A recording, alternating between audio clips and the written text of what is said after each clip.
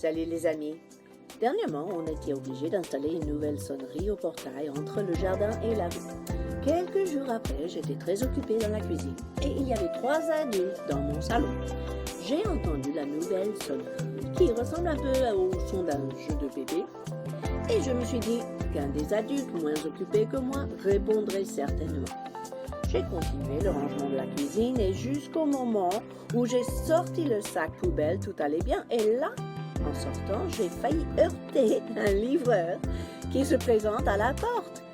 Il s'était même permis d'entrer dans le jardin et s'approcher de la maison, car personne ne répondait à la sonnerie. Le problème, c'était que personne ne reconnaissait le son de la nouvelle sonnerie. Voilà ma question pour vous. Reconnaîtrez-vous la voix du Seigneur si jamais il vous parle différemment?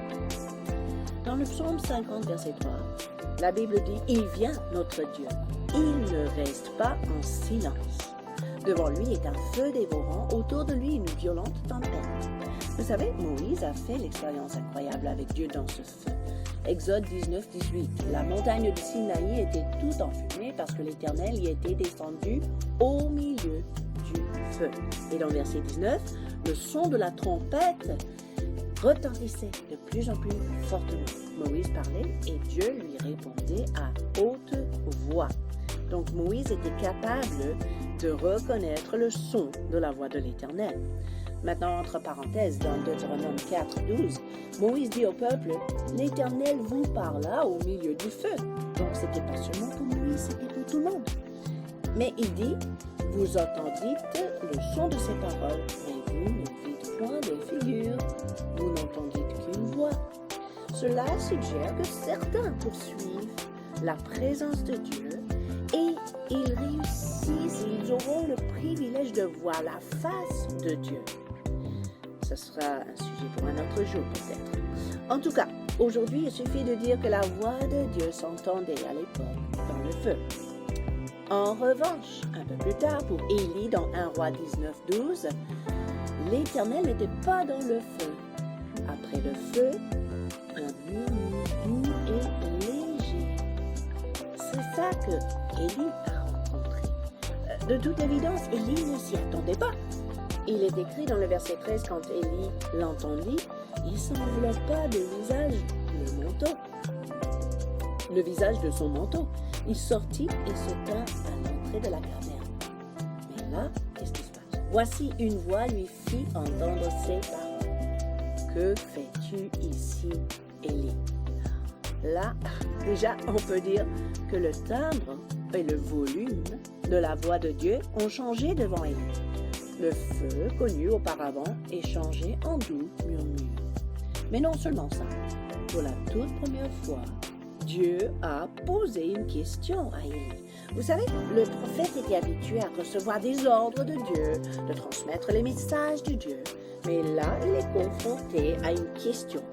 Que fais-tu ici? Est-ce possible que par moment le Seigneur nous pose des questions afin de nous faire sonder nos cœurs, par exemple, et dans le cas d'Élie, afin de guider sa pensée et finir par le sortir de son désespoir? Il y a d'autres exemples dans la Bible de questions posées par Dieu à l'homme. Dans Genèse 3:9, l'Éternel appelle Adam et dit « Où es-tu » Dieu ne cherchait pas l'information, mes amis. Il cherchait une rencontre avec cet homme qui a péché, mais Adam s'était caché de honte. L'Éternel a posé la question pour dévoiler son cœur. Plus loin dans Genèse 4:9, l'Éternel dit à Caïn, « Où est ton frère Abel ?» Et il répondit, « Je ne sais pas, suis-je le gardien de mon frère ?» Ce n'était pas de simple négligence de sa part, non, Caïn n'a pas voulu avouer son péché. Cette attitude me rappelle de mes petits-enfants quand ils ont oublié de veiller les uns sur les autres. Dans le Nouveau Testament, Jésus s'adresse à ses disciples dans Matthieu 16, 13 à 15. Et il pose une question aussi. Qui dit-on que je suis, moi, le Fils de l'homme? Et chacun avait sa réponse. Élie, Jérémie, les prophètes, etc. Jésus poursuit. Et vous, là, il parle personnellement et directement à ses disciples. Qui dites-vous que je suis? Simon-Pierre répond, tu es le Christ, le Fils du Dieu vivant. Et Jésus lui dit, Tu es heureux, Simon, car ce ne sont pas la chair et le sang qui t'ont révélé cela, mais c'est mon Père qui est dans les cieux. La question de Jésus dans ce passage a déclenché une révélation de son identité. Cela ne m'étonne pas car il veut nous dévoiler de plus en plus qui il est réellement. Parfois, nos expériences de la vie ou notre arrière-plan religieux peut limiter notre connaissance de sa nature.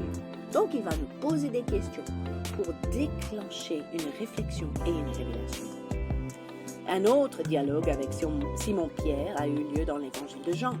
Jésus pose la même question 3 fois dans Jean 21.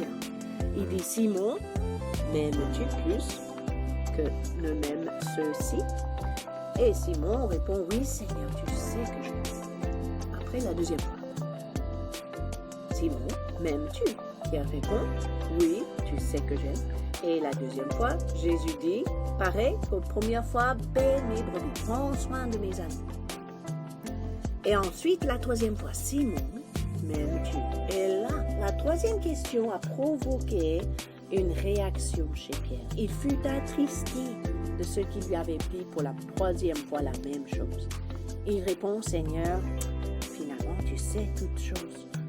Tu sais que je t'aime. » Et Jésus dit, encore une fois, « Paie mes brebis. » Qu'est-ce qu'on peut retenir de cet échange?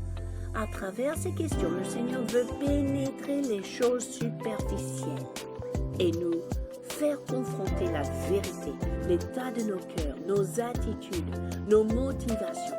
Ce processus, finalement, fait partie du développement de notre foi, afin qu'elle devienne mûre et authentique et résiliente. La voix du Père va nous instruire, pas nous punir. La voix de Dieu va nous corriger, pas nous condamner. Donc, on a intérêt à écouter ces questions. Le Seigneur va faire entendre sa voix de différentes manières afin de capter notre attention et nous attirer davantage vers lui.